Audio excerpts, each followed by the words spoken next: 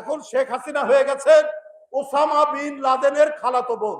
এই 227টি মামলা আমার নামে দিয়েছে, এই 227 জনের হত্যা নিশ্চিত হলো। উনি হত্যার হুমকি দিচ্ছেন।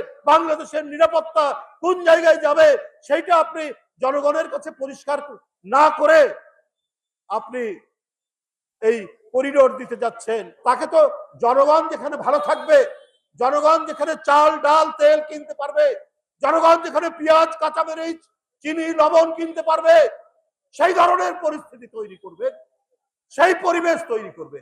কিন্তু যদি ডক্টর ইউনূসের সরকার শুধু ছাঁটাই করেন, বেকারত্ব বৃদ্ধি করেন, কর্মসংস্থান শূন্য করেন, তাহলে জনগণের তো আস্থা থাকবে না এই সরকারে।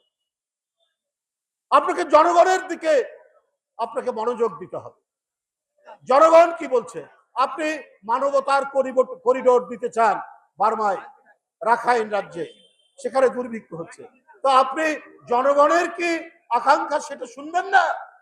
আপনি রাজনৈতিক দল যারা গণতন্ত্রের জন্য লড়াই করেছে, যাদের ছেলেরা জীবন দিয়েছে, যাদের ছেলেরা আপনার অদৃশ্য হয়ে গেছে, গুম খুনের শিকার হয়েছে, আপনার সেই সমস্ত রাজনৈতিক দলের কথা আপনি শুনবেন না? আপনি এককভাবে আপনার কয়েকজন অ্যাডভাইজার নিয়ে আপনি কি বলে মানবতার করিডোর করবেন, সেখানে বাংলাদেশের সার্বভৌমত্ব, বাংলাদেশের স্বাধীনতা, বাংলাদেশের নিরাপত্তা কোন জায়গায় যাবে সেইটা আপনি জনগণের কাছে পরিষ্কার না করে আপনি এই করিডোর দিতে যাচ্ছেন। কি বলেছে যেটা হিউম্যানিটেরিয়ান করিডোর। আপনি নির্বাচিত নন, বিপন্ন হতে পারে, দেশের মানুষ বিপন্ন হতে পারে। আপনি সেই ধরনের পদক্ষেপ যখন নেন, সে দুঃখজনক। আজকে শক্ত হাতে প্রশাসন চললে শেখ হাসিনা কোথায় পালিয়ে আছে? পার্শ্ববর্তী দেশে। কিন্তু দেশে কোথায় আছেন ওখানকার প্রধানমন্ত্রীও বলে না, কেউ বলে না। এখন শেখ হাসিনা হয়ে গেছেন ওসামা বিন লাদেনের খালাতো বোন।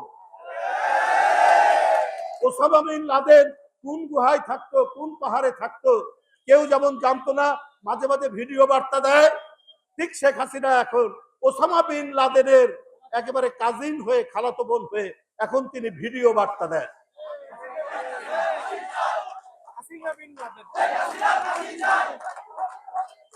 সেই 227টি মামলার ব্যাপারে তিনি বলছেন 227টি হত্যা নিশ্চিত হলো।